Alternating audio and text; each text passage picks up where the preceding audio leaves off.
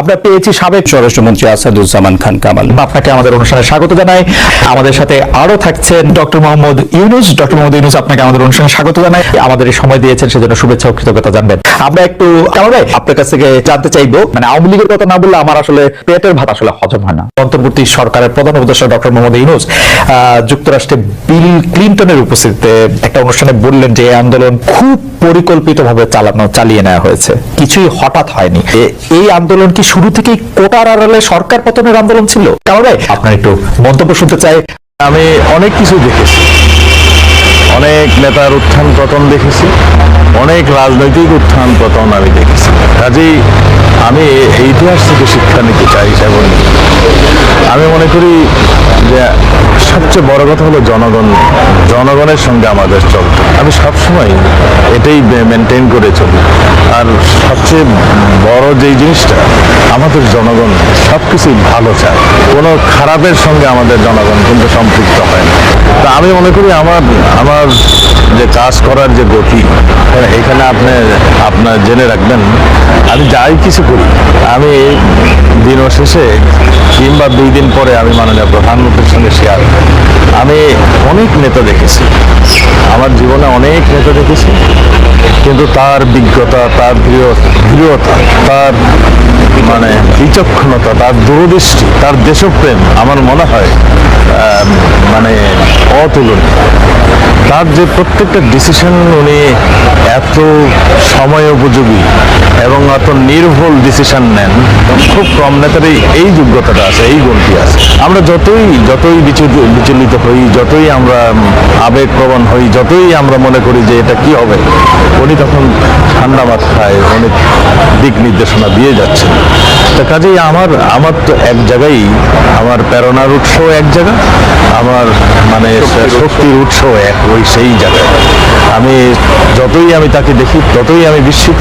আমার জন্মের পরের থেকেই আমরা যেইখানে মানুষ হয়েছে, যে পরিবেশে আমরা বড় হয়েছি, একটা সেইগুলো মনে হয় এখন সেই স্বপ্নের মতো।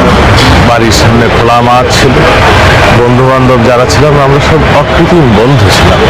আমাদের ভাই বোন যেমন আমাদের আপন ছিল, সেরকম আমাদের বন্ধুরাও একদম আমাদের নেহাতি আপনজন ছিল।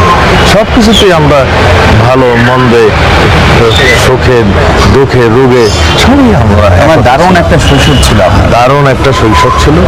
এবং সেটা আমার মনে হয় সেটা সেই দৃশ্য, সেই শৈশব, সেই যে মানে সেই পরিবেশিত আমার মূল লক্ষ্যটা যেটা ছিল, সেটা তো আমি অ্যাচিভ করেছিলাম ৭১-এর সেই যুদ্ধের পরে। স্বাধীনতা আমার ছিল মানে হৃদয়ের বাসনা, সেটা তো হয়েছে। তারপরে আমি রাজনীতিতে আসছি, বসছি, যেখানে যেটা প্রয়োজন আমি করেছি, সেটা আমি মানে পিছুপা হই নাই। কিন্তু আমি কোনোদিনই বলি নাই যে আমাকে এটা দিতে হবে, এটা করতে হবে, আমাকে ওই জায়গায় যেতে হবে। তা আমাদের অনেক সময় ভুলভ্রান্তি যে আমাদের হয় না, সেটা আমি বলবো না, ভুলভ্রান্তি হচ্ছে। তা আমরা সেই ভুলভ্রান্তিগুলো শুধরিয়ে নিয়ে আবার চলছি। এটাই হলো কথা। জনগণের প্রত্যাশা অনুযায়ী আমরা কাজ করছি, সেটাই হলো সবচেয়ে বড় কথা। আমাদের সমস্ত কর্মচারীরাও আন্তরিক বলেই আমরা সেই জায়গাটিতে যেতে পারি। ফায়ার সার্ভিসে দেখেন, এখন আগে একটা প্রবাদ ছিল যে ফায়ার সার্ভিসের মানুষ আগুন নেমে যাওয়ার পরে আসে, কিন্তু এখন কিন্তু ফায়ার সার্ভিস যথাসময়ে পৌঁছে যায়। আপনাকে অনেক ধন্যবাদ, আপনি আমাদেরকে সময় দিয়েছেন। আমি সরাসরি প্রশ্নে চলে আসি। শেখ হাসিনা স্পষ্টতই আপনাকে অপছন্দ করেন, অনেক কিছুর জন্য আপনাকে দায়ী করেন, পদ্মা সেতু এবং সেই। এর কারণ কি বলে আপনি মনে করেন? আপনাকে কি তিনি তার প্রতিদ্বন্দ্বী মনে করেন, নাকি সত্যি তার কাছে এমন কোনো তথ্য রয়েছে যে আপনার বিশাল কোনো রাজনৈতিক অভিলাষ রয়েছে? আপনি কি রাজনৈতিকভাবে তার প্রতিদ্বন্দ্বী হয়ে উঠছেন বলে তিনি আপনাকে অপছন্দ করছেন, না কি কারণে? আপনার কি মনে হয়? আমার মনে হয় উনি মনে করেন যে আমি দেশের সর্বোচ্চ ডাকু, সন্ত্রাসী, কিংবা আমি অপরাধী, আমি সেরা চোর, এই জাতীয় জিনিস মনে করেন। কাজে সেগুলি ব্যাখ্যা করেন উনি তার মুখে। উনি বলেন যে আমি সুদখোর, আমি ঘুষখোর, আমি সব এমন সব কটু শব্দ ব্যবহার করেন যাতে মনে হয় যে আমার সম্বন্ধে তার ধারণা খুবই খারাপ। কিন্তু এইটা তো এরকম ছিল না। আমরা দেখেছি যে 96 থেকে 2001 সাল পর্যন্ত নানাভাবে এই সরকারি বা আওয়ামী লীগ সরকারি আপনার সাথে বা আপনি আওয়ামী লীগ সরকারের সাথে একসাথে কাজ করতে কোনো সমস্যা হয়নি। আপনি এইটার জায়গাটাকে একটু ব্যাকগ্রাউন্ডটাকে আমাদের একটু বলা যাবে যে আপনার কাছে কি মনে হয় কেন এই শত্রুতার বা কেন এই অপছন্দের বিষয়টা একটু সৃষ্টি হলো বা তৈরি হলো? যেই হোক, এটা আমার তরফ থেকে হয়নি। আমি তাকে যথাযথ শ্রদ্ধা করে নিয়ে গেছিলাম আমাদের মাইক্রোক্রেডিট সামিটে ওয়াশিংটন ডিসিতে। আমাদের প্রধান অতিথি করে নিয়ে গেছি, সবাই সম্মান করেছে। কারণ এই মাইক্রোক্রেডিটটা তখন পৃথিবীর সামনে আসছে, বড় আকারে আসছে, এবং এটা বাংলাদেশের অবদান হিসেবে সবাই স্বীকৃতি দিচ্ছে। ওয়াশিংটনে দুনিয়ার সেরা যারা সবাই উপস্থিত ছিলেন, তার মধ্যে আমরা ওনাকে নিয়ে গেছিলাম এই জন্য যে বাংলাদেশের পক্ষ থেকে এই গৌরবটা যেন তিনি আমাদের পক্ষ হয়ে গ্রহণ করেন। উনি রাজি হয়েছেন, উনি গেছেন, করেছেন। কাজে এটা স্বাভাবিকভাবে এই সম্পর্ক থেকে যাওয়ার কথা ছিল, কিন্তু কি কারণে এটা ঘাটতি হতে আরম্ভ করলে বুঝতে পারলাম না। কিছুদিন পর থেকেই ওনার আচরণ এবং তার শব্দ পরিবর্তন হতে আরম্ভ করলো। এমন পরিবর্তন হলো এখন আমাকে চোট বদমাইশ ছাড়া আর কোনো বিষয় উনি মনে করেন বলে মনে হয় না আমার কাছে।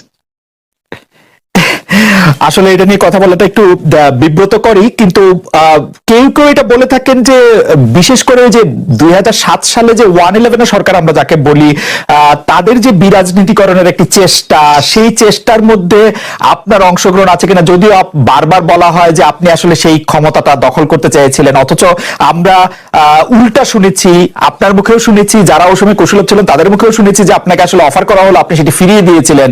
কিন্তু কেউ কেউ আবার বলে থাকেন আপনি একটা লম্বা সময়ের জন্য চেয়েছিলেন। এইটি কি একটা কোনো কারণ হতে পারে? এই ব্যাপারটিকে আমাদের দর্শকদের জন্য মানে বা ইয়েদের জন্য একটু আপনি পরিষ্কার করবেন যে আপনি আসলে রাষ্ট্রের সর্বোচ্চ ক্ষমতায় বা রাজনীতির জায়গায়, দেশ পরিচালনায়, সেগুলিতে আপনি আসলে আসতে চেয়েছিলেন কিনা, চান কিনা, বা ওই জায়গা থেকে।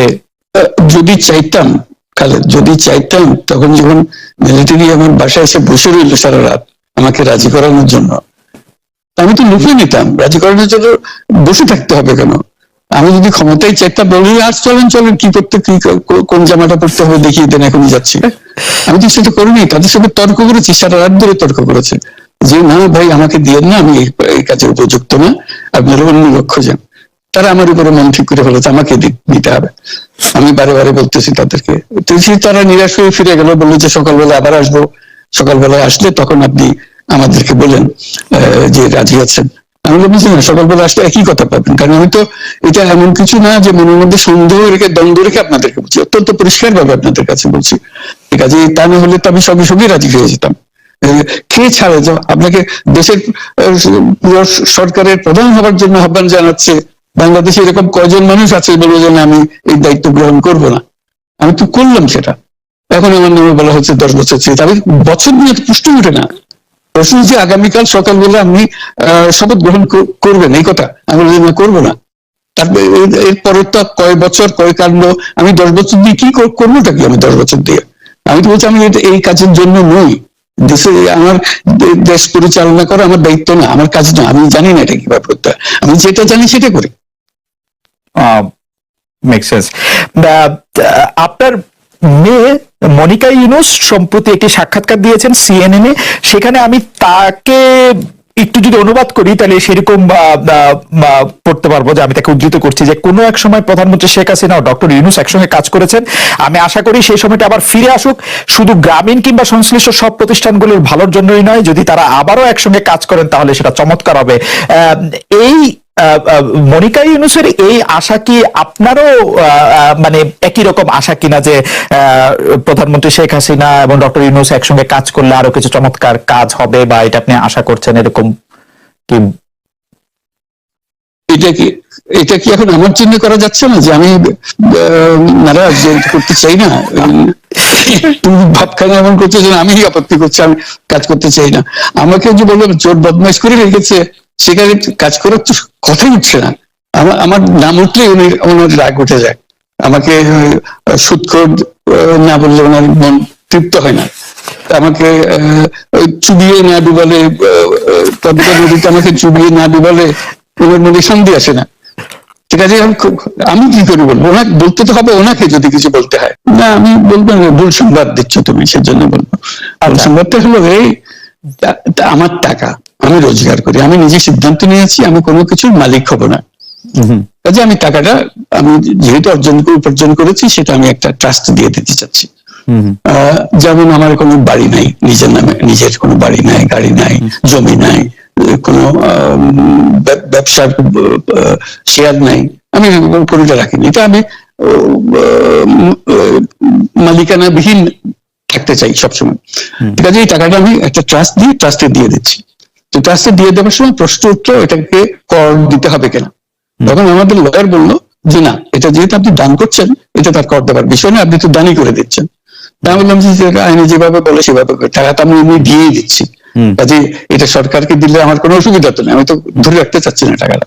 তখন বলছে আপনার দেওয়ার কোনো কারণ নাই। তখন আমরা এটা পূরণ করে দিয়ে দিলাম, সরকার দিয়ে দিল।